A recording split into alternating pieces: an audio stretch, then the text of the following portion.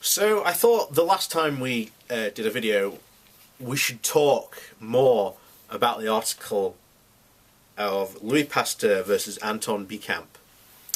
And of course this is directly from Natural News. So, mainstream medicine believes that virtually all illnesses is caused by germs or genetic hereditary weakness, as well as deformities and trauma injuries.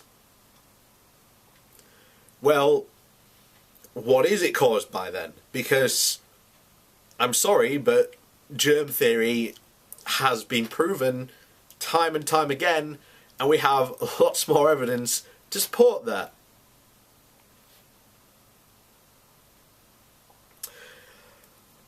Their solution and strategy is to have us believe that there are over 10,000 different diseases, and there are probably more than that, and each of the diseases requires outside intervention from drugs and surgery. Well, I'd certainly say yes to surgery. If there's something going on in your body, you would probably absolutely need surgery. Again, as I've said in the past, Natural News doesn't live in something I like to call reality. But to say that opening couple of sentences is so incredibly worrying and so ridiculous. I'm going to have to take a closer look at Natural News. In fact, I might start another mini-series, as we've got the as we're going through Dr. Glidden's book. I might start another mini-series based on Natural News' articles, because this is just absolutely insane. And this is only just in the first paragraph as well, by the way. The truth is that most illnesses is due to cellular malfunction caused by cellular toxicities and cellular malnutrition, both of which can be avoided and overcome nutritionally. Well, again, this is not true. Germ theory disproves that. And again, you want to talk genetics, that's a proven thing. If this guy wants to go into this, which he won't do, spoiler warning, then he's basically trying to use scare tactics, and take my word for it, I'm on Natural News and I sell, multivitamins, sponsored by the multivitamin company, which for some reason Natural News can write literally an article a day about doctors doing this. But when people like this guy writing this article, naturopaths and whatever, do it, for some reason it's perfectly okay.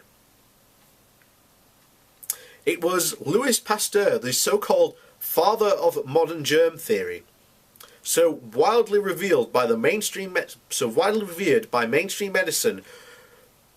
who was largely responsible for germ theory being a primary participant in today's medical practice. And so it should be. The germ theory is the building block on which pretty much all medicine is based. And it has been proven time and time again by various scientists.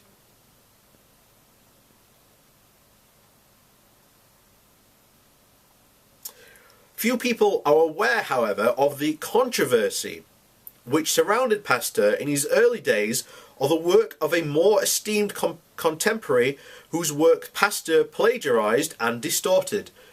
No, he didn't plagiarize it. No, he didn't distort it. You don't have any proof that he did that.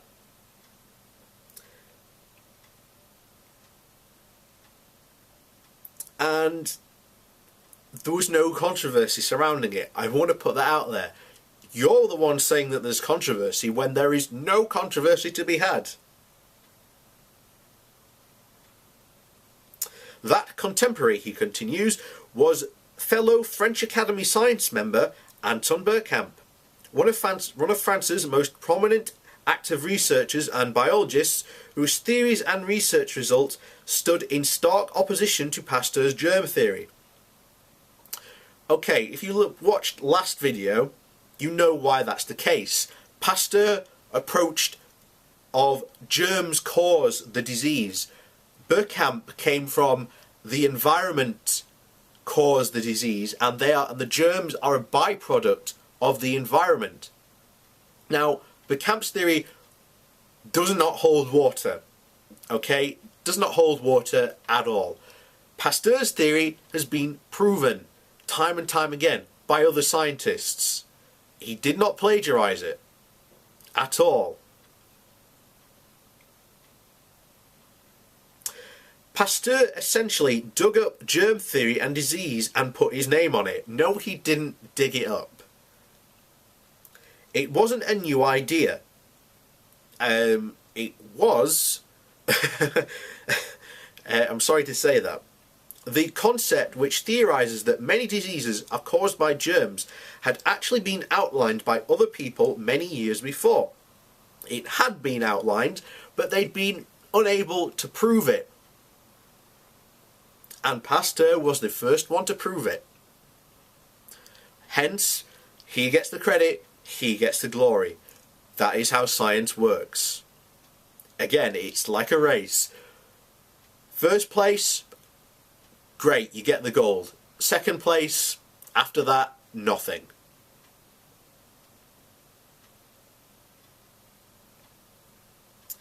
The concept, which theorizes that many diseases are caused by germs, had actually been outlined by many other people years before.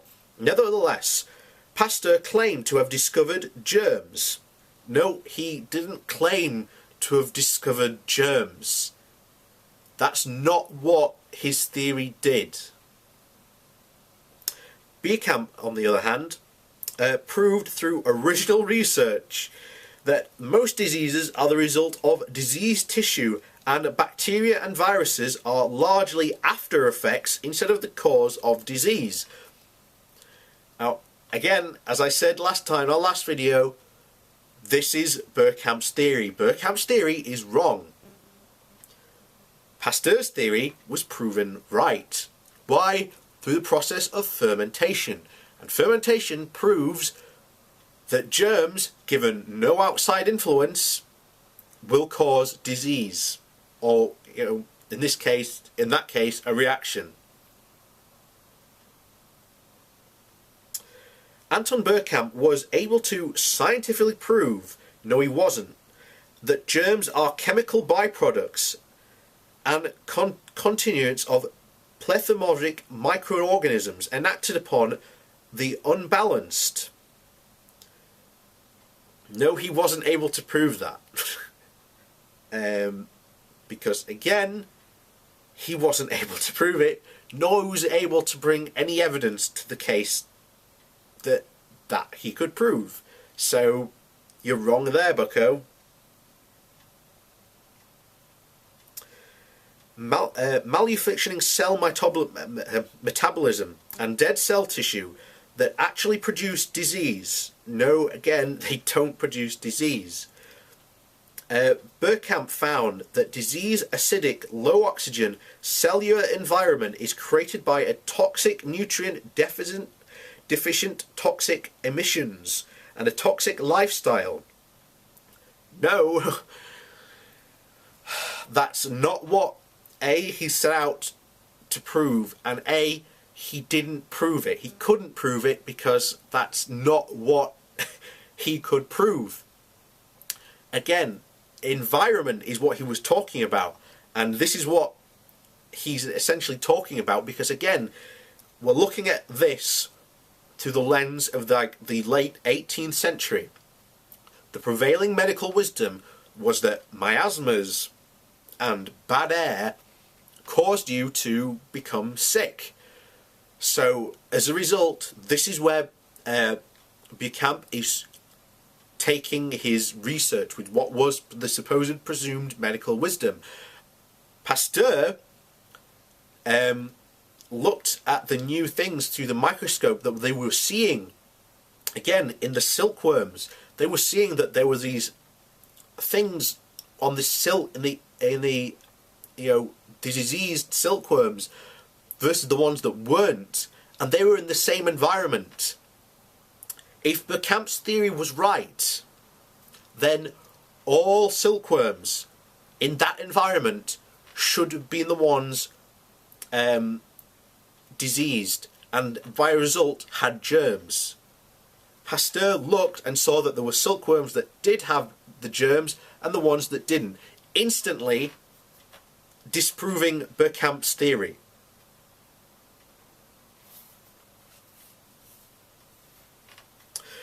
So after some initial controversy, Pasteur's germ theory ended up winning the day. There was no controversy. You're the one saying that there was controversy, but you're not presenting any evidence that there was controversy. I'm sorry, there wasn't. He won the day with mainstream medicine, owing large part into the fact that the theory enabled mainstream medicine to hugely profit off the patented drug and treatments for fighting germs. That did not exist back then at that time. You were talking the late 18th century, early 19th. The big pharmaceutical companies you say are problems did not exist back then. Back then it was a chemist working in a shop. I'm sorry, that did not exist. Again, this is natural news trying to fit their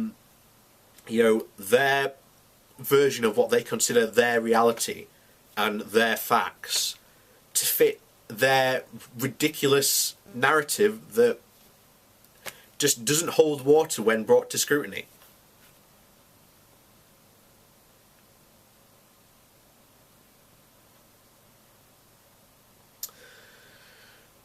Where were we? After all, Bergkamp had his discoveries incorporated into current medical curriculum. What discoveries? Certainly not the one that he was in competition with Pasteur, which we've already discussed was disproven.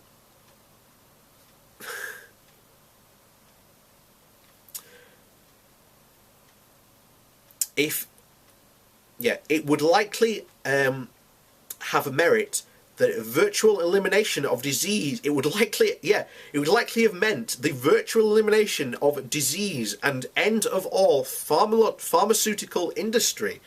No, it wouldn't. First of all, Bergkamp's theory that he came up with was wrong.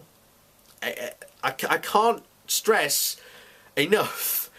You do not walk into a room and instantly become ill.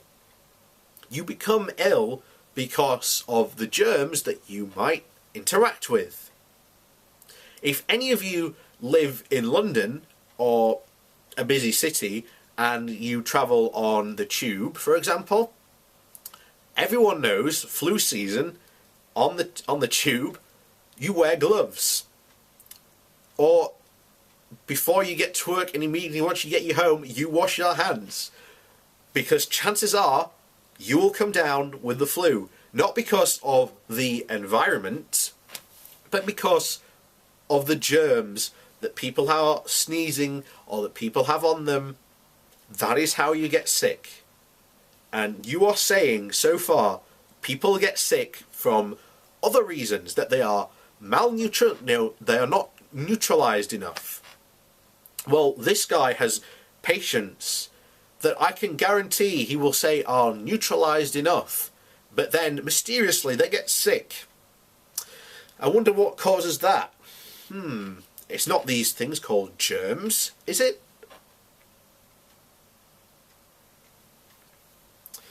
Germ theory. The germ theory of medicine stands in stark contrast to thousands of years of man looking at nature to nourish and heal it. Except in those thousands of years, we didn't have the knowledge or equipment that we do now to know that, yes, germs do cause this. Dating all the way back to ancient Chinese medicine, which treated the whole body instead of the symptoms of illness, as Hippocrates, the father of medicine, observed over 2,400 years ago. Nature is the physician of man. Well, Hippocrates didn't know about germs, he didn't know about viruses, he didn't know about a great many things that we know today. Hippocrates did not consider cleanliness and keeping clean, as many doctors didn't for years, an essential part of, of this type of thing. Hippocrates, this father of modern medicine you talk about, said that men are smarter because their hearts beat faster. Yes, Hippocrates thought that all thought comes from the heart. And we're not talking, philosophical about this. We're talking literally. Hippocrates was convinced that the heart was responsible for, giving us thought, when we know now that it's our brain that is responsible. So, and we are still talking again about people who think Hippocrates' ideas of the four humours that they still use today to treat modern patients today is accurate. That's all I really need to say. But the guy who wrote this, about the author Tony Isaacs, what?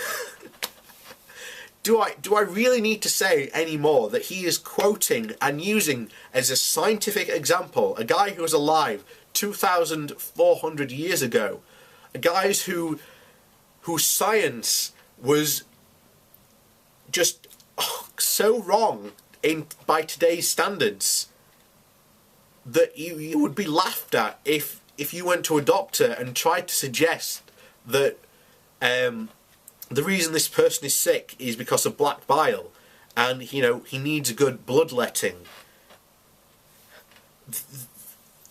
This is just the type of people that you're dealing with in the alternative health industry, and it's just insane that people believe them, and that Natural News is a stupidly popular website. But there you go.